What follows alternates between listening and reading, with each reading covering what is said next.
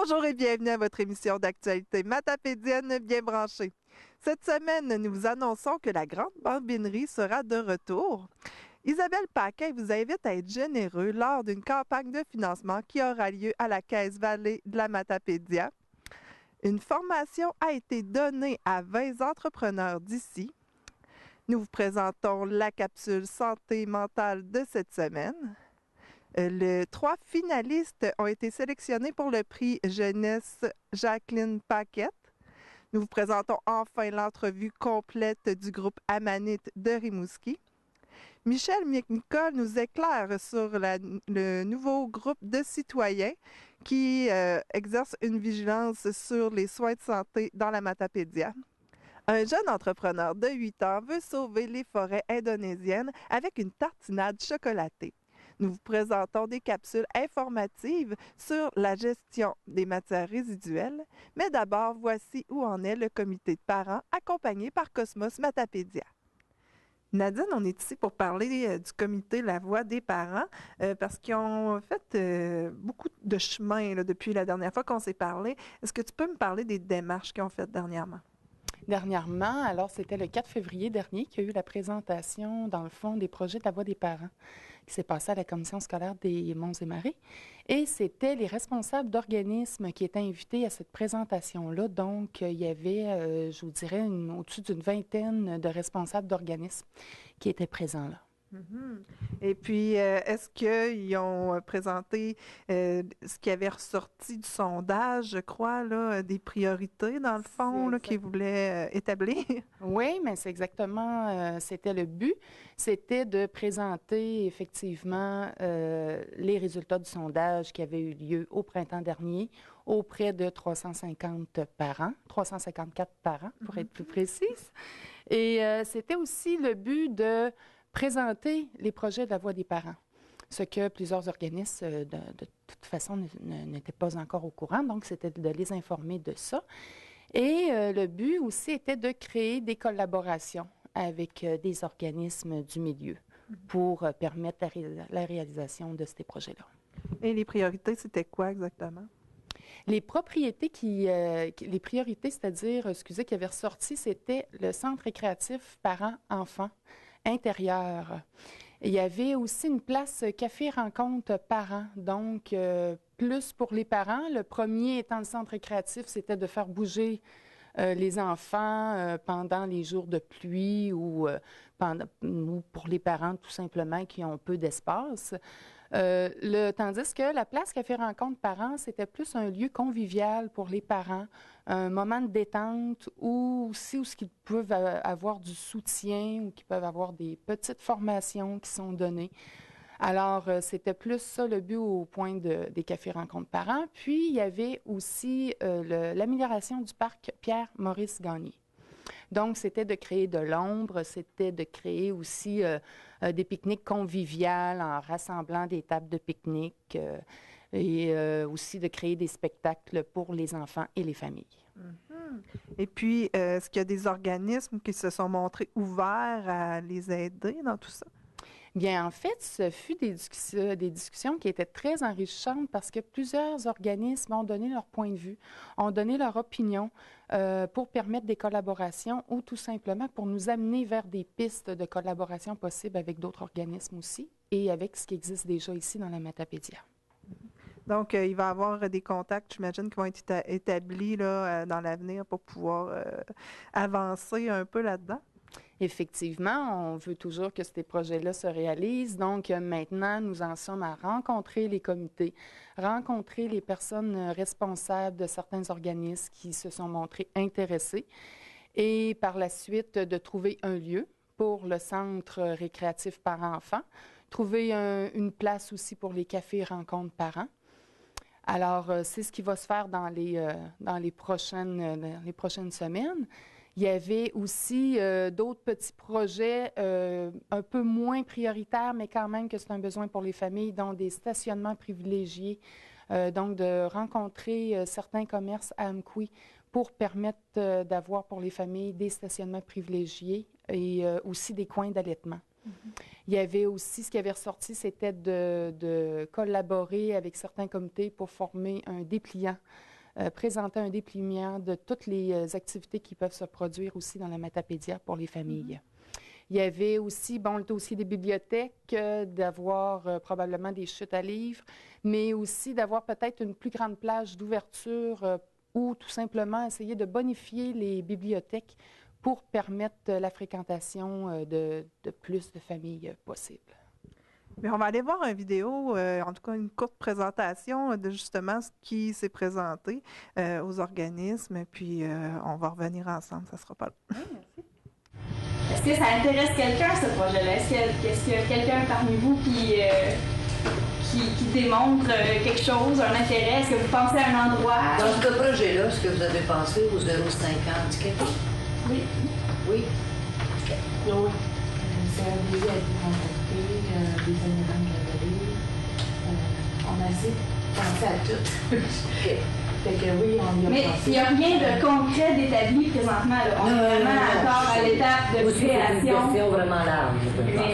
Mais c'est ça, puis c'est ça, il y a de la place pour tout. Parce qu'il y a des parents qui ont besoin de prendre un moment de pause, c'est souvent les parents.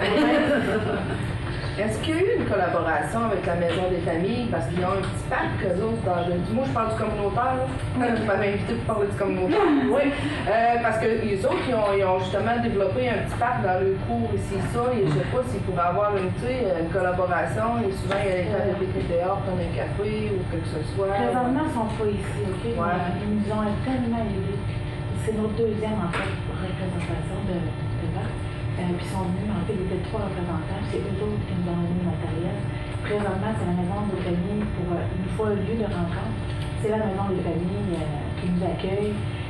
C'est eux qui accueillent nos enfants aussi, puis qu'on achète nos enfants. Dans le sous-sol, il y a toujours une animatrice qui est là pour s'occuper de nos enfants.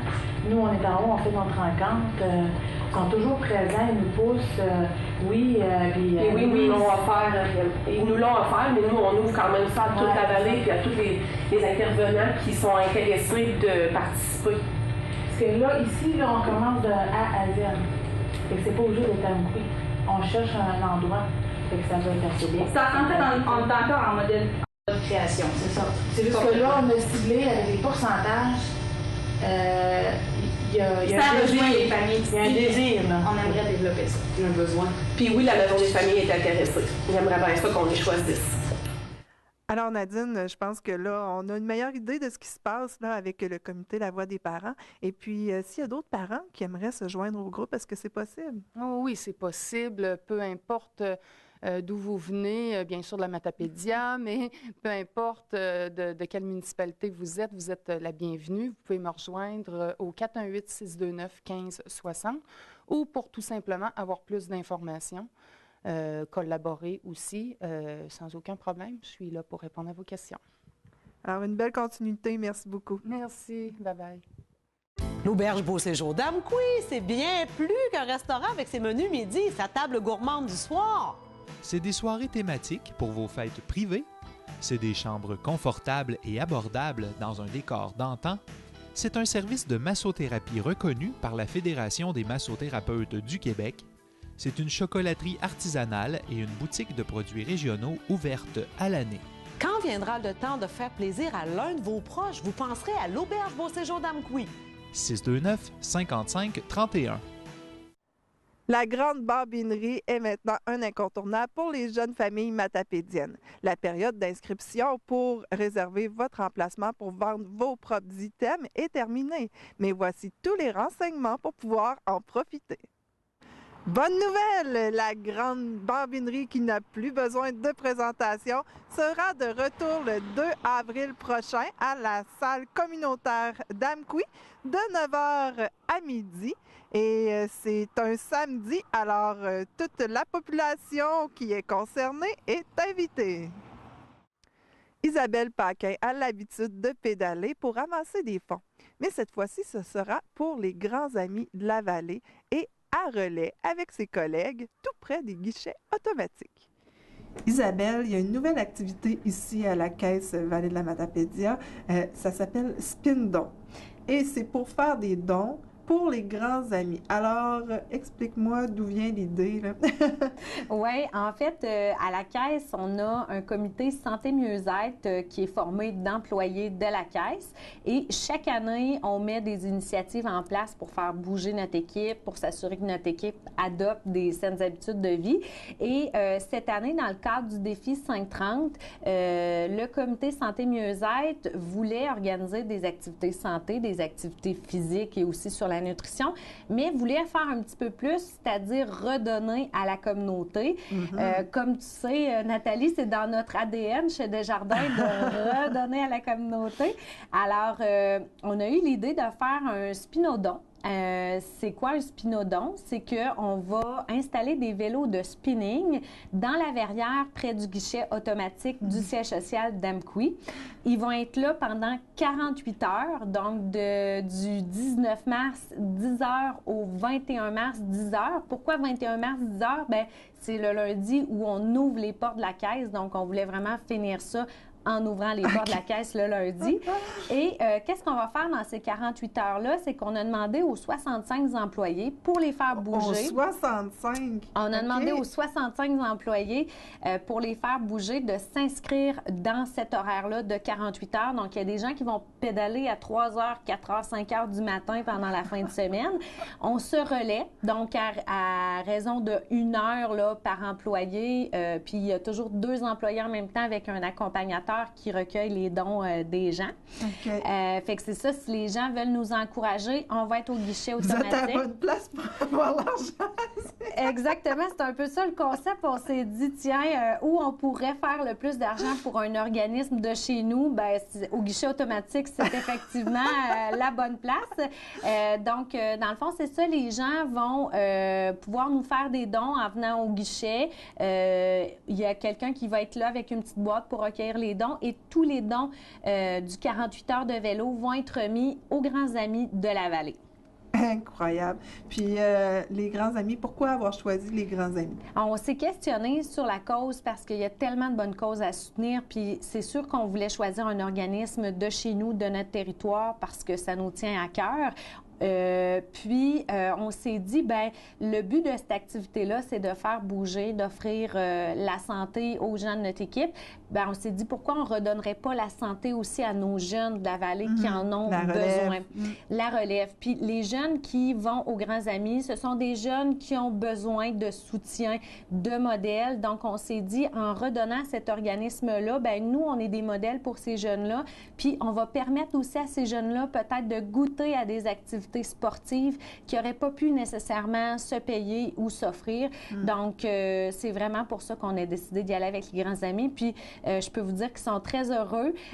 Par contre, c'est ça le petit bout qui manque. Il faut que les gens viennent faire des dons parce que si on pédale pour rien, ben là, ça va être moins intéressant. Fait qu'il faut que les gens viennent nous encourager. Ben, en 48 heures, j'imagine que vous allez sûrement avoir au moins une vingtaine de personnes, minimum. C'est ça. Ça peut être un petit dollar, un petit 2 $, mais tant que les gens viennent nous faire des dons, ben en bout de ligne, ce sont nos jeunes là, qui vont pouvoir en profiter. Très belle initiative. Est-ce que vous envisagez de répéter l'expérience dans le futur, peut-être? Oui, effectivement. L'équipe du comité santé-mieux-être a appelé ça le Spinodon 2016. Ça sous-entendait qu'il y allait avoir un Spinodon 2017-2018. Donc, on espère effectivement renouer avec l'activité. Puis peut-être que dans les années futures aussi, ça nous permettra d'encourager d'autres organismes de la région. Donc, on est une grosse équipe à la Caisse, puis il faut se servir de la force de notre groupe pour être solidaire avec notre milieu. Fait que c'est un beau moyen de le faire. Très belle initiative. Et on rappelle les dates et les heures. 19 mars, dès 10 h, 20 mars, toute la journée, toute la nuit, et 21 mars, à 10 h, ça se termine. Donc, les gens vont avoir vraiment plusieurs occasions dans la fin de semaine pour venir nous encourager, nous faire un don. Fait que on vous invite à venir en grand nombre. En cet éveil du printemps. Merveilleux. Merci. Oui, merci. S'unir pour une cause, c'est louable, mais s'unir pour apprendre ensemble, c'est gagnant. Le 16 février dernier, il y a eu le départ d'une formation pour les entrepreneurs, entre autres, de la vallée. Il y a eu une bonne participation aussi. C'était quoi au juste la formation? En fait, la formation, elle s'appelle le fondement de ligne appliqué à votre entreprise. Ça a été fait dans le cadre de la journée innovation. Donc, c'est la 2e édition journée innovation. OK. Puis là, il y avait la formation et ensuite, il y avait des ateliers aussi. Effectivement, dans le fond, c'est le 16 février, c'est une journée de formation. Par la suite, il y a le diagnostic, il y a la visite d'entreprise diagnostic qui a eu lieu sur chacune des entreprises participantes. OK. Ah, bon, c'est intéressant. Puis, la formation, c'est quoi que ça comprenait exactement là, comme notion pour les entrepreneurs? OK. Dans le fond, la formation, dans le but, c'est comme apprendre aux entrepreneurs les concepts de ligne. Donc, dans le fond, selon le fondateur de Taiichi Ohno, qui est un japonais, qui est le fondateur de Toyota Production System, le ligne, il s'agit vraiment de regarder le temps requis entre recevoir la commande des clients jusqu'à le paiement des clients pour essayer de réduire le délai en éliminant toutes les activités non valeur ajoutée. Okay. Quand on parle de non-valeur ajoutée, là, on parle de surproduction, inventaire, le temps, l'espace, les processus inefficaces, les produits défectueux et une créativité perdue, tout ça. Mais dans son sens plus large, le Lean, il s'agit vraiment d'un système de gestion ayant le but de vraiment atteindre des performances désirées. Il s'agit aussi d'aller vers une amélioration dans tous les processus à tous les jours. Il s'agit aussi d'une manière de penser pour essayer de résoudre le problème selon le plan plan, do, check et act. Et à la fin, c'est aussi une manière de développer les leaders de demain. Donc, c'est vraiment assez complet comme formation. OK. Ouais. Puis, est-ce que les entrepreneurs pensent pouvoir appliquer ces nouvelles notions-là au travers de leur entreprise? Effectivement, en fait, tous les participants, selon leur sondage, ont intention d'appliquer ces notions qu'ils apprennent. Et puis, effectivement, aussi, à la visite d'entreprise, ça accentue la façon de voir comment ces concepts peuvent appliquer dans leurs entreprises aussi. Et aussi, il faudrait mentionner, certaines entreprises participantes, c'est pas la première fois qu'ils apprennent le concept. Ils sont déjà très avancés dans leur processus. Ils ont déjà utilisé ce concept. Ils ont déjà eu des projets 2 fois, 3 fois. Donc, c'est un processus continu, voyez-vous. Donc, c'est vraiment en continuité. Justement, la continuité, bien, il va y avoir d'autres formations aussi dans l'avenir qui se préparent? Effectivement. Donc, dans le fond, c'est, comme on dit tantôt, c'est dans le cadre de Journée Innovation. Donc, on prépare, le comité va se réunir bientôt pour faire un bilan de cette formation-là. Puis, par la suite, on va voir c'est quoi la formation ça pourrait ramener pour la prochaine édition qui devrait avoir lieu aussi dans le cadre de février là, alentour. OK. Alors, pour avoir plus d'informations, on peut te contacter directement? Oui, il n'y a pas de problème. Si vous avez avoir accès à plus d'informations, n'hésite pas de me contacter. Puis aussi, peut-être, j'ai profité à l'occasion de remercier nos partenaires de l'événement, qui est Emploi Québec par Saint-Laurent, aussi Innove Export, donc un organisme spécialisé en innovation et exportation régionale du Bas-Saint-Laurent. Puis, bien entendu, un travail comme ça n'effectue pas juste avec moi, c'est aussi avec toute une équipe de soutien. Je mentionne, il s'appelle Pinard, Joël Tremblay et aussi mon directeur par intérim, Stéphane Pinault. OK. Bien, merci beaucoup. Il n'y a pas de problème. Merci à toi. Souvent, tout va si vite que nous ne prenons pas le temps pour simplement s'arrêter pour remercier la vie.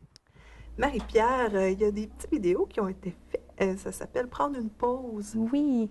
Donc, dans le cadre de la campagne annuelle « Prendre une pause, dégagez votre esprit », on nous propose 52 pauses afin que les gens soient incités à prendre soin de soi en prenant un temps pour se reposer, donc pour prendre soin de leur santé mentale. Cette semaine, je voulais vous présenter en fait la pause, prendre une pause pour laisser place à un sentiment de gratitude. Puis la gratitude, c'est quoi au juste? En fait, c'est la reconnaissance qu'on va avoir, qu'on va exprimer. Donc, la reconnaissance pour peut-être un service qui nous a été rendu, pour un cadeau qu'on a reçu, ou tout simplement pour tout ce que la vie nous apporte de beau, que ce soit le coucher de soleil, les feuilles, toutes sortes de couleurs, l'automne. On va aller voir ça.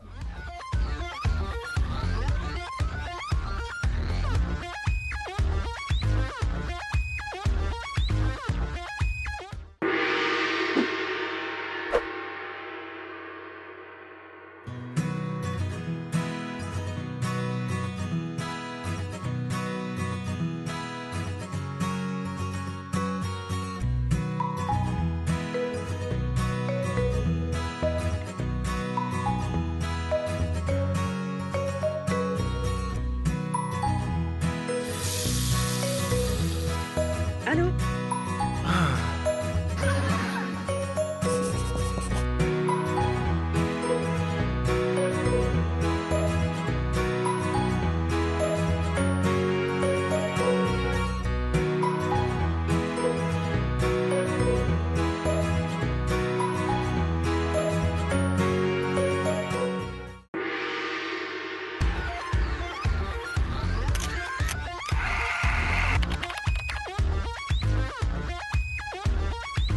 Alors, qu'est-ce qu'on peut dire à la suite d'une vidéo comme ça? Oui, en fait, ben, faire preuve de gratitude, c'est vraiment de diriger notre attention vers ce qui est beau, ce qui est bon dans la vie, au lieu de toujours se ressasser plutôt le côté négatif, de voir ce qui nous manque au lieu de voir ce qu'il y a de beau comme est la gratitude. Mhm.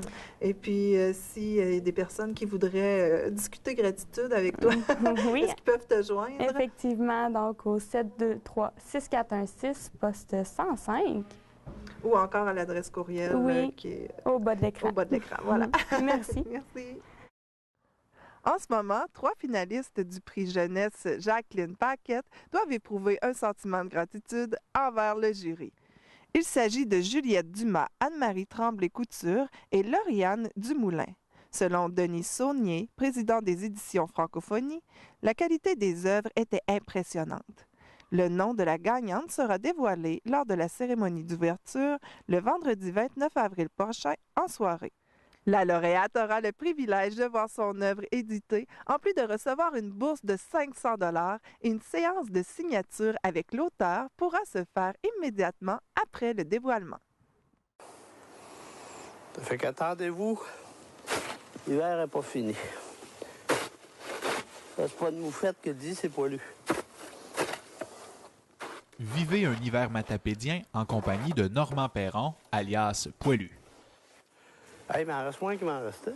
Une pelletée après l'autre, un film documentaire du réalisateur matapédien Guillaume Lévesque, disponible du 1er au 31 mars sur le site Internet de la TVC au www.tvcmatapédia.com. Nous poursuivons en culture avec l'entrevue complète que Mathieu Mercure a réalisée avec le groupe Amanite de Rimouski. Moi, c'est Dominique. Je suis à la guitare et au chant. Hugues à la guitare. Hubert à la basse. David au drum et percussion. Sans oublier qu'on est le groupe Amanite. Amanite, ça existe depuis combien de temps? C'est apparu comme? C'est un projet qui a débuté il y a de ça 2 ans. Moi et Dominique, on a fait partie du même groupe, un groupe plus métal, il y a de ça 4-5 ans. On a joué ensemble pendant 2 ans. Puis ensuite, on a pris comme une petite pause, puis là, on avait le goût ensemble, on s'est re-rencontrés, puis on a le goût de starter un nouveau projet. Puis pendant tout l'hiver, on avait chacun travaillé des compositions de notre côté. Puis après ça, on a décidé de peaufiner ça, de remonter ça un peu ensemble. Puis après l'été, on a décidé de faire un groupe, puis on a rencontré Hugues, puis David pour former le band au complet. Puis Amanite, c'est quel genre de musique? Comment vous décriviez? C'est quoi les influences? C'est quoi? Moi, je dirais que c'est assez diversifié parce qu'on a les 4 un background un peu différent. Puis ça se promène... c'est rock en général, mais ça se promène entre l'alternatif, un peu le progressif. Puis on a une sonorité un peu assez influencée des années 90.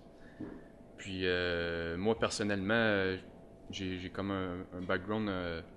j'ai passé par différents trips musicaux, là, puis j'ai commencé par jouer les percussions plus africaines, exotiques, puis j'ai fait une transition au drum par après. Là. Fait que j'ai baigné dans le jazz, dans le rock, un peu dans tout ça. Là.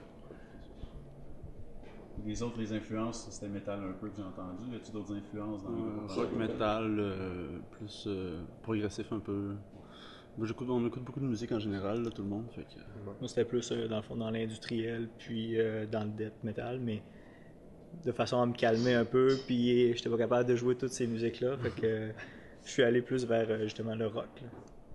Donc vous avez un peu de matériel qui circule déjà. Je pense que vous avez sorti un EP là-dessus. Ouais, c'est ça. En juillet, on a sorti un petit EP pour pouvoir diffuser un peu quels sons qu'on produisait, puis c'est pour faciliter aussi l'approche avec les salles de concert.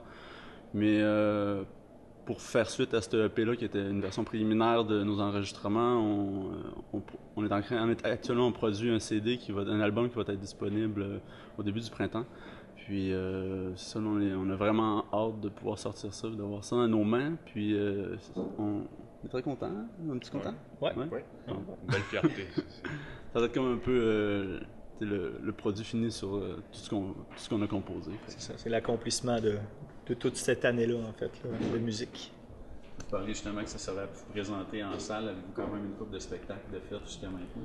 On a quelques shows de fête, puis d'autres à suivre.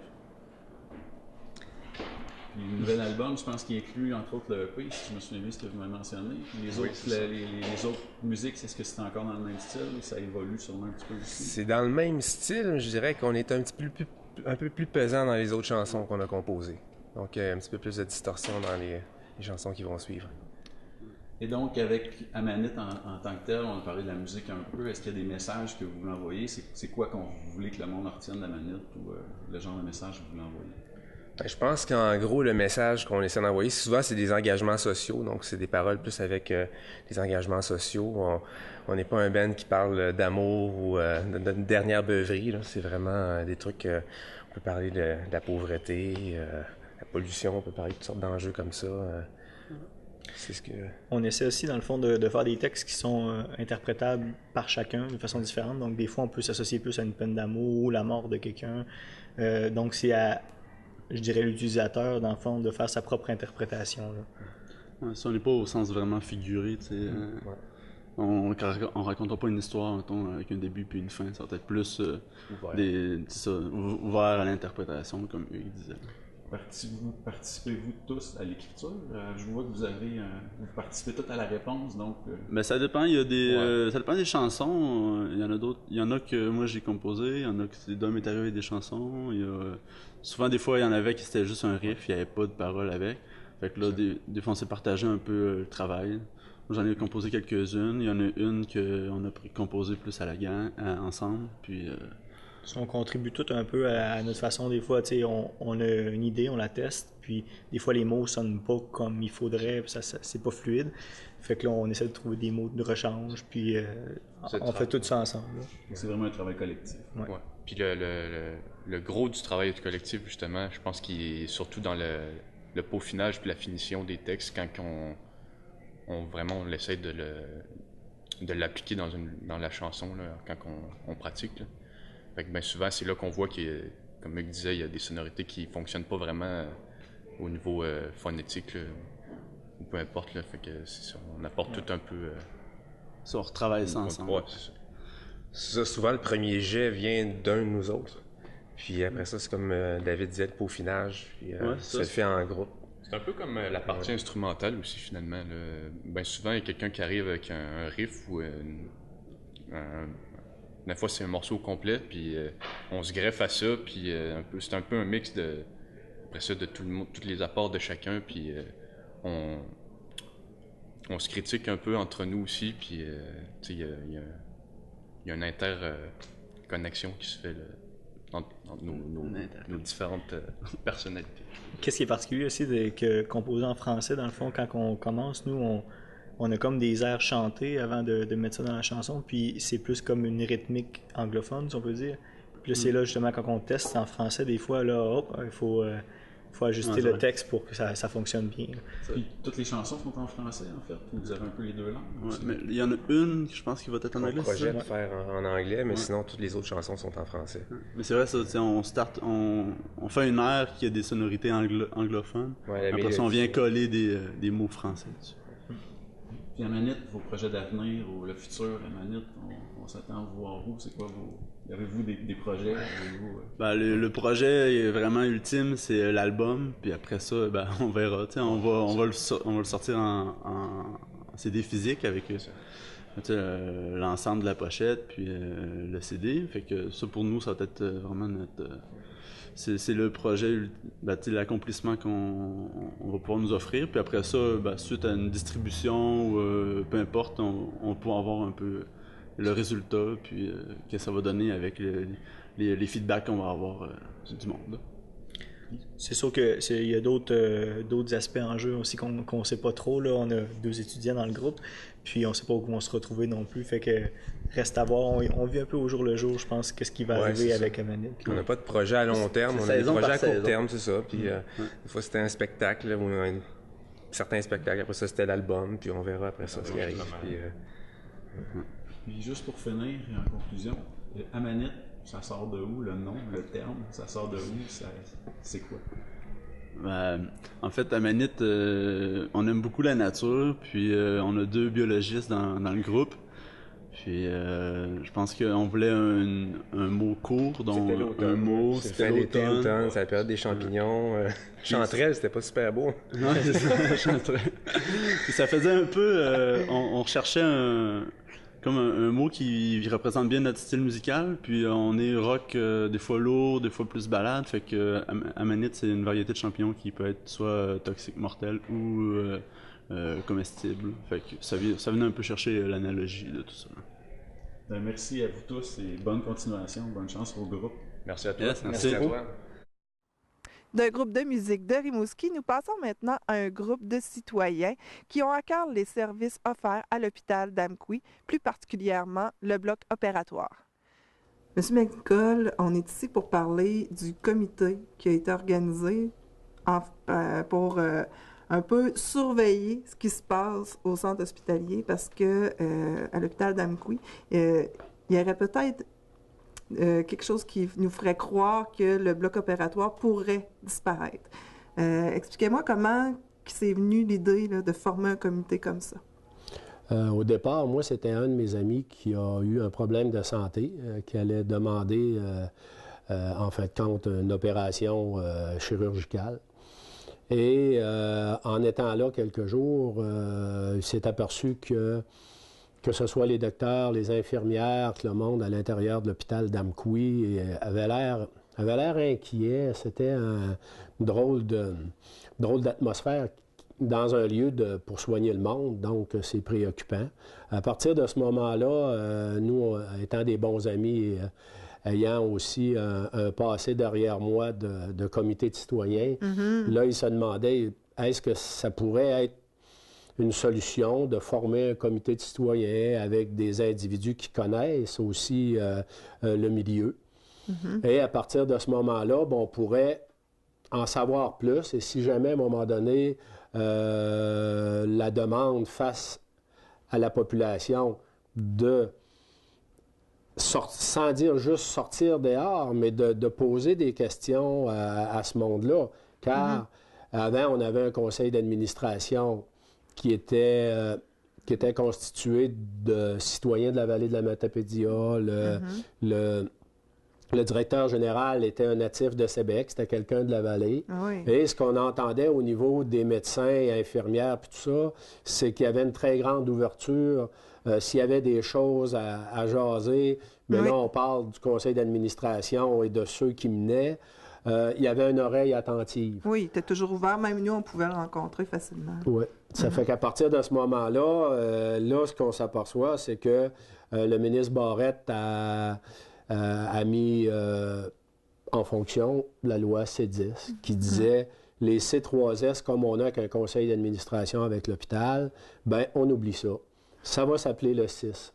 Ça va être le Bas-Saint-Laurent. À partir du Kamouraska jusqu'à Matane, il y a, si je ne me trompe pas, 8 MRC. Un conseil d'administration que c'est plus des représentants du milieu, en fait, comme il y avait avec les C3S, mais du monde qu'il faut qu'ils répondent à des spécialités. Comme nous, on a quelqu'un qui vient de la vallée de la Matapédia, Yves Bouliane, qui est le directeur général de la Caisse populaire de la vallée. On a rencontré Yves à la première rencontre, puis il nous a dit, regarde, moi, je suis là surtout pour le côté comptabilité, puis le côté des équipements. C'est le rôle que j'ai à jouer sur le conseil d'administration. Il ne touche pas nécessairement aux autres volets à ce moment-là. Oui, en même temps, lui, dans son titre, c'est pas représentant de la vallée de la Matapédia, il est représentant du Bas-Saint-Laurent. Comme nous disait Yves, si jamais il y a quelque chose puis que ça brasserait, ben c'est clair et net que comme matapédien, puis en même temps, écoute, je suis le directeur général de la Caisse populaire, fait que je pense que, tu sais, puis nous autres, ça nous a rassurés jusqu'à un certain point, mais on sait que ce conseil d'administration-là est immense. Donc, à l'autre bout de la ligne, la proximité n'est pas comme on avait avant. Donc, on s'est dit, pour revenir un peu au début de mon histoire, c'est que là, avec mon ami Gilbert Bérubé, on s'est dit qui on verrait dans ce comité de citoyens-là. Donc, on s'est dit, on va approcher l'ancien directeur général. On avait Didas Bourgeois, qui était, pour nous autres, c'est le côté, c'est notre historien, en fait, qui était là au début de l'hôpital, puis il en a vu de toutes les couleurs. Après ça, on a une représentante, Catherine Poirier, elle représente au niveau des médecins. Okay. Après ça, on a Nicolas Lesage qui est le président de la Chambre de commerce. Et après ça, on a une représentante au niveau des jeunes, de la table jeune. Après ça, de la table des familles. Donc, ça donne un peu une idée. Et on est 3 citoyens de base que nous, on est un peu ceux qui sont un peu moins concernés, mais comme matapédien, oui, on l'est. Donc, c'est la composition. Puis là, ça représente bien la vallée. Là. Oui, c'est ce que, en même temps, écoute, on a 2 personnes de Sébec, une personne de Cozapscal. Après ça, bien entendu, un peu plus de monde d'Amkoui. Mais on est matapédien avant toute chose. Même Catherine, c'est Lac-au-Saumon. Donc, vous voyez un peu. Fait que là, ça fait déjà. Ça fait 6 semaines qu'on existe. Oui, puis vous avez fait plusieurs rencontres jusqu'ici. Bien, une des rencontres qu'on a fait, c'est qu'on a été rencontrer le Conseil des maires. On voulait aller, pas tout le groupe au complet, j'y étais avec Gilbert Bérubé durant une séance de travail pour dire à l'ensemble des maires, regardez le pourquoi qu'on est là. Puis, tantôt, à l'intérieur de ta question, tu disais qu'est-ce qui a un peu déclenché? C'est qu'on a vu dans des médias la directrice générale, Mme Malo, qui avait eu des questions par rapport au bloc opératoire. Est-ce qu'il y a des possibilités de fermeture? Et Mme Malo, elle avait fait comme réponse, pour l'instant, il n'y en est pas question. Ou à court terme, il n'y en est pas question. Ça fait Donc, peur, hein? je pense que le monde, il disait, c'est une rumeur. En tout cas, si ce n'est pas une rumeur, il y a une inquiétude. Donc, je pense peut-être qu'un des éléments qui a amené à la mise sur pied de ce comité de citoyens-là, c'est d'aller poser des questions. Puis quand on est inquiet, en tout cas, pour moi, l'inquiétude, c'est quasiment le début de la sagesse. Là. Pour essayer de se poser des questions, de dire, on ne veut pas détruire. Au contraire, on ne veut pas que du monde de l'extérieur vienne détruire les infrastructures qu'on a et les services. Ce qu'on a acquis depuis ce temps-là. Parce que un bloc opératoire, c'est vraiment un pilier central d'un hôpital. Le bloc opératoire, c'est la base de toute activité de service de santé. Parce que s'il n'y a plus de bloc opératoire, on ne parle plus d'accouchement. On ne parle plus d'opérations de base comme on fait ici, que ça peut être réglé en région plutôt que d'être sur une liste d'attente des fois de 2 ou 3 ans à Rimouski ou ailleurs.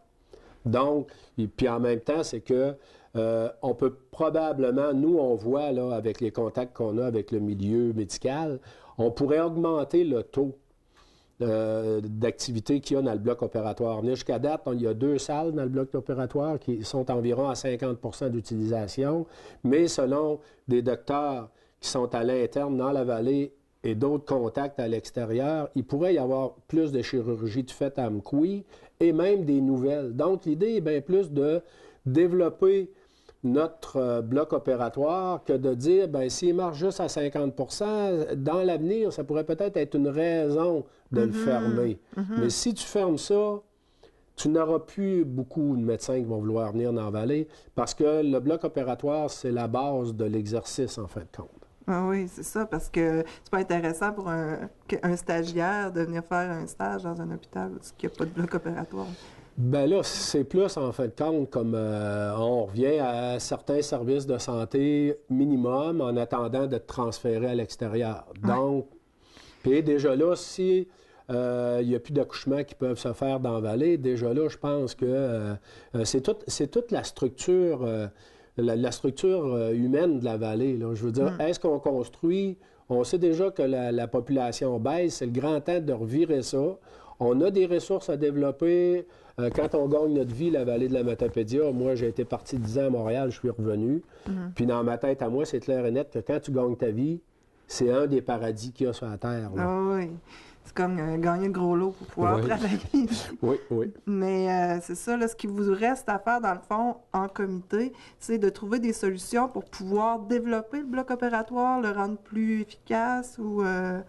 c'est quoi que vous visez là, dans les semaines à venir? Bien, dans les semaines à venir, c'est sûr que cette partie-là, nous, avec les contacts qu'on a avec les médecins et ce qui se fait à l'extérieur, d'un, c'est de dire, regardez, parce que nous, qu'est-ce qu'on se fait dire, par exemple, par le 6, c'est on ne peut pas vous promettre, Mme Malo, la directrice générale, on ne peut pas vous promettre qui a une boule de cristal si jamais un jour, bien, nous autres, ce qu'on dit, parce que le ministre Barrette là, a déjà, dans des médias, dit qu'il était hors de question de fermer le bloc opératoire de l'hôpital d'Amqui.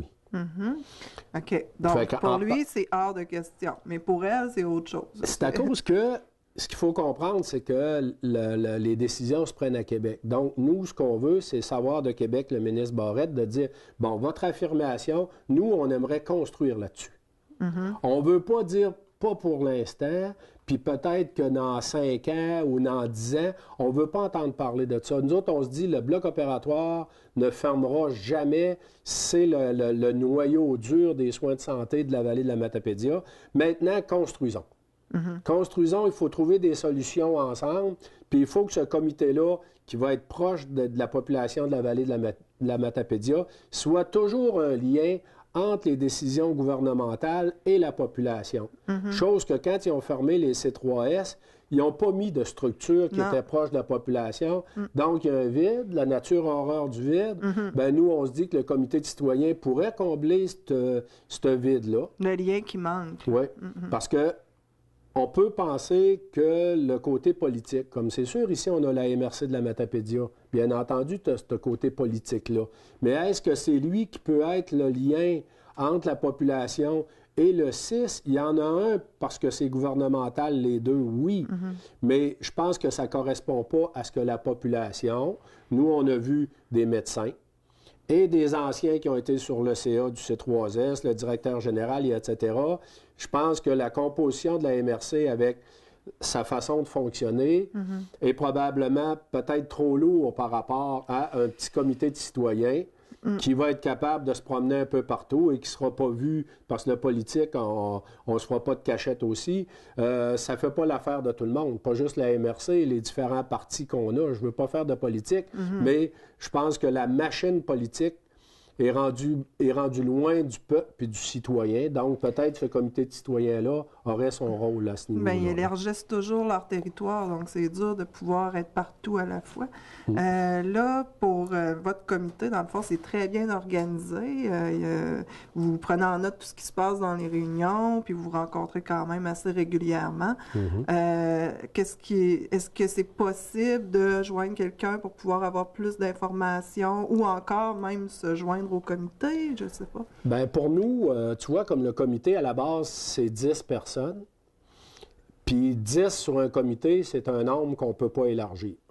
La méthode qu'on emploie, nous, c'est des personnes ressources. C'est du monde qui vont venir nous informer. Comme là, tantôt, je parlais de Yves Bouliane, qui est le vice-président du CIS.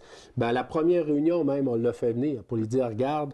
Puis il était content de voir ça. Puis je veux dire, ça...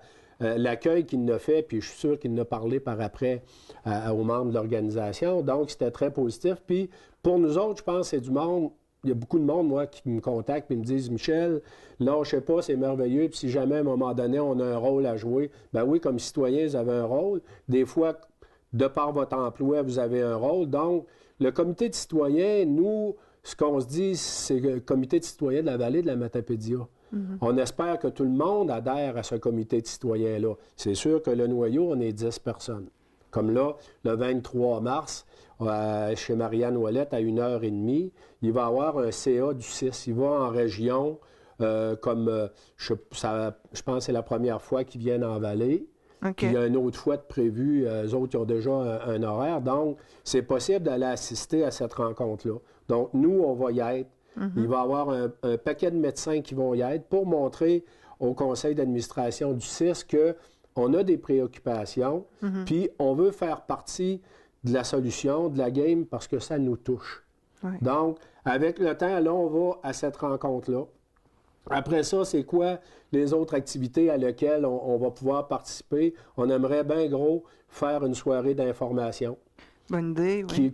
Là, on est en train de tout digérer le dossier, puis à un moment donné, bien, à cette soirée-là, il pourrait y avoir représentant du CIS, nous, ce qu'on veut, c'est brasser l'information pour pas que personne dans la vallée dise « Ah, j'ai jamais... » Comme nous autres, au début, le 6, là, moi, je me demandais qu'est-ce que ça mangeait en hiver. Puis là, ils ont dit « C'est ce qui a remplacé le C3S.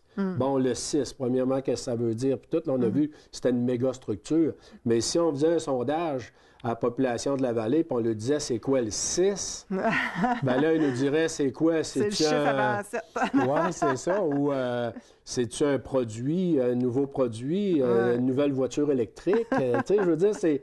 Fait que moi, je pense que le jour où tous les matapédiens vont dire « Oui, on sait c'est quoi.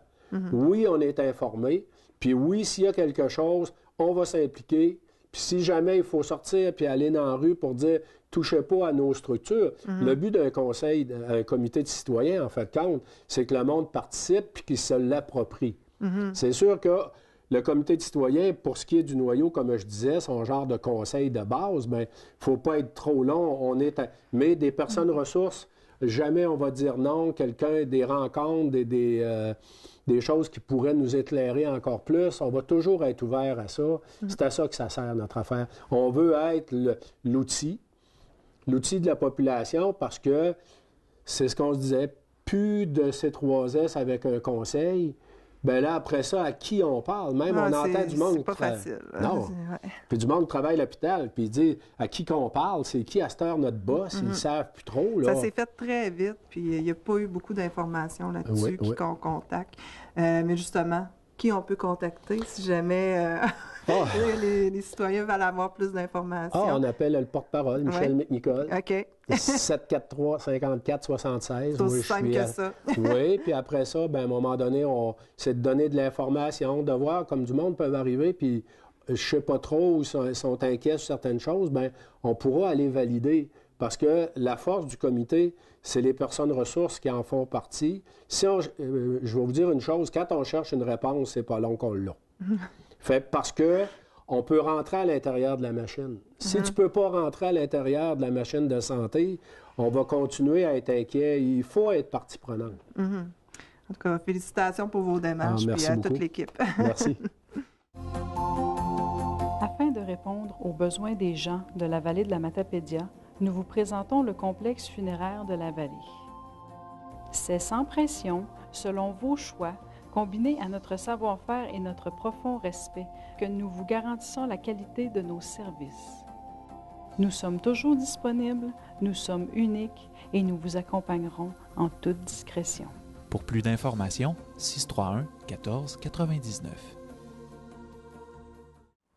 Toutes les actions locales ont un impact important et certaines d'entre elles peuvent même rayonner outre-mer. Tu sais bien que la terre est ronde et qu'il faut la protéger. Moi, je m'appelle Loya, je suis en 2e année, je suis dans la classe de Paul, puis je suis à l'école Caron, je viens de la vallée de la Matapédia. J'ai envie d'améliorer le monde et j'ai... Comme tous les enfants de mon âge, mon déjeuner préféré, c'était les gaufres au Nutella.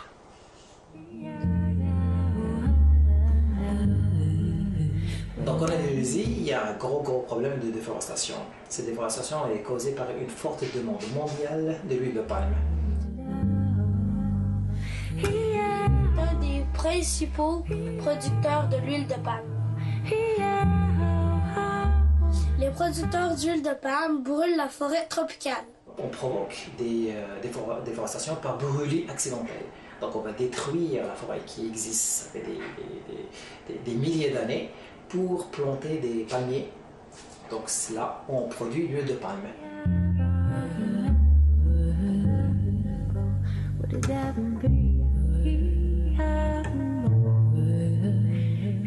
L'année passée, le feu a détruit une région entière de l'île Bornéo et Sumatra. Entre 2000 à 2012, on a perdu carrément 6 millions d'hectares.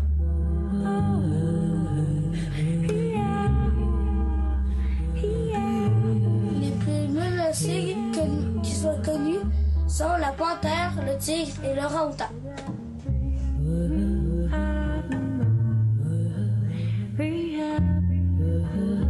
Après le sucre, l'ingrédient principal, c'est l'huile de palme.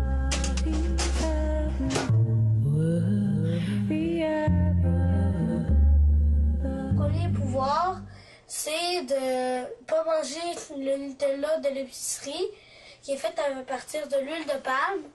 Et le deuxième pouvoir, c'est de créer de la tartinade au chocolat moi-même.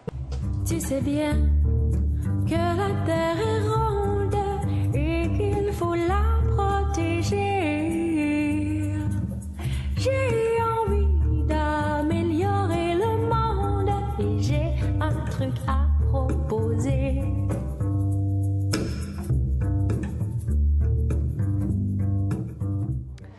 Loya, toi, tu as fait un projet, c'est pour l'école. Explique-moi, c'est quoi ton projet? Qu'est-ce qu'ils t'ont demandé à l'école? Ben, j'ai demandé si eux autres ils voulaient m'aider à l'école Sainte-Ursule, Caron, mon école, puis le Sébec. Puis après, j'ai proposé à la potion magique de m'aider pour la texture. Mais par exemple, Pascal était allergique au beurre de coco, puis elle a fait du beurre de noisette. Puis moi, j'étais d'accord avec ça. Ça ressemblait beaucoup au Nutella aussi, avec du beurre de noisette.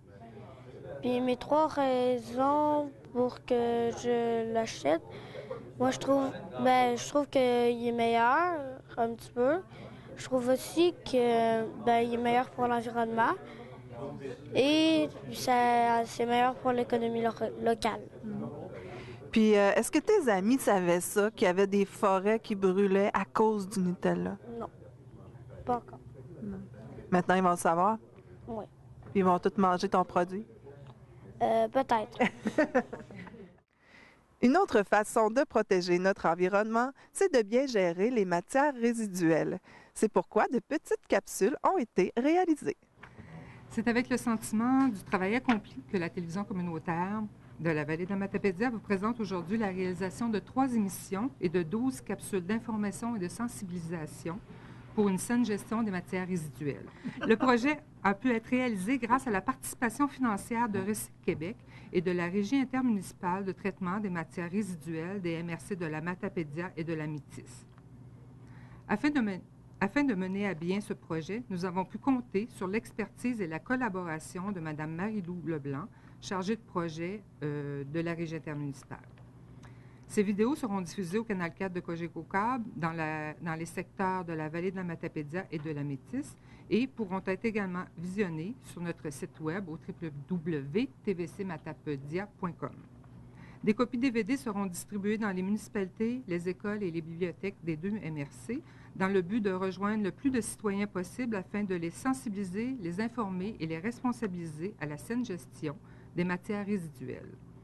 Si une organisation autre que celle nommée ci-dessus souhaite se procurer ces vidéos pour en faire bénéficier à ses membres ou à sa clientèle, ils pourront nous en faire la demande et ce sera avec plaisir que nous leur offrirons. C'est avec un grand plaisir que la Régie intermunicipale des traitements des matières résiduelles s'est associée à la télévision communautaire de la Matapédia pour faire la réalisation de capsules de sensibilisation pour la saine gestion des matières résiduelles. Au-delà d'une contribution financière de 15 000 $, la Régie a également fourni une ressource pour collaborer à ce projet. Nous sommes confiants que ces capsules constitueront un outil efficace qui pourront être par l'ensemble des municipalités, utilisés par l'ensemble des municipalités afin de sensibiliser la population sur la nécessité de faire une saine gestion de nos matières résiduelles. Ces capsules se prêtent très bien à la sensibilisation via les médias sociaux aujourd'hui et permettront ainsi de rejoindre plusieurs milliers d'abonnés via les pages Facebook des municipalités et des MRC. Ces capsules seront également en ligne sur le site Internet qui permettra à la population de les consulter régulièrement. La Régie mise sur cet outil de sensibilisation pour contribuer à l'atteinte des objectifs des plans de gestion des matières résiduelles de la Matapédia et de la Métis, soit de diminuer la quantité de matière à l'enfouissement, d'augmenter la quantité des matières recyclées et de susciter une plus grande participation de la population à la collecte des matières résiduelles. Alors à nous d'en faire une bonne utilisation. Monsieur Guénard, il y a déjà beaucoup de promotions qui se font au niveau du gouvernement. Pour les bacs bruns, il y a eu des petits, des intervenants qui venaient nous voir chez nous pour nous expliquer comment que ça fonctionnait. Pourquoi c'est important d'y aller avec des capsules comme ça? C'est parce que ça peut comprendre plus d'informations? Oui, bien, c'est comme. Faut toujours penser qu'avant, on a eu le bac vert et le bac bleu. Et maintenant, on s'en vient avec le bac brun qui vient tout juste d'être implanté. Ça fait pas encore un an. Et pour une sensibilisation réellement correcte auprès des citoyens, je pense juste avec le fait de lui montrer quelles sont les économies qu'on peut faire. Et ça va faire un incitatif là, réellement important. Et vous savez, il y a toutes sortes de façons de le faire. On est encore à trouver certaines solutions qu'on a dans nos bacs. Mais je pense que c'est en travaillant ensemble puis en faisant une grande utilisation qu'on va voir réellement là, que il y a des choses qu'on peut améliorer. Et il faut toujours penser que lorsqu'on fait de la récupération et qu'on enfouit moins, c'est pas juste pour nous autres, c'est pour la génération à venir. Une première capsule sur les avantages économiques vous est présentée cette semaine. Les autres capsules sont disponibles maintenant sur notre site Internet www.tvcmatapedia.com. J'en profite pour vous rappeler que le film documentaire Une pelletée après l'autre est également disponible jusqu'au 31 mars. 2 millions de dollars. C'est le coût approximatif de la gestion des matières résiduelles dans votre MRC. C'est un gros montant que nous pouvons faire diminuer en gérant mieux nos ordures ménagères. Pour chaque tonne de matière que nous détournons de l'enfouissement, nous faisons des économies substantielles. Pour léguer une planète saine à nos enfants en réduisant le fardeau foncier de notre MRC, trions judicieusement. Pour plus d'informations sur le tri des matières résiduelles, consultez le site Internet de votre MRC sous l'onglet « Matières résiduelles ». C'est ce qui complète l'émission pour cette semaine. Pour promouvoir une nouvelle ou un événement, contactez-moi au 418-629-4503 ou encore par courriel à l'adresse de journaliste@tvcmatapedia.com. Vous pouvez également interagir avec nous en nous trouvant sur Facebook. Sur ce, je vous souhaite la meilleure des chances au Télébingo ce dimanche à 12h30 et une excellente semaine. Informatique Bar-Est assure l'entretien du parc informatique de votre TVC. Informatique Bar-Est offre un service informatique résidentiel, commercial et industriel.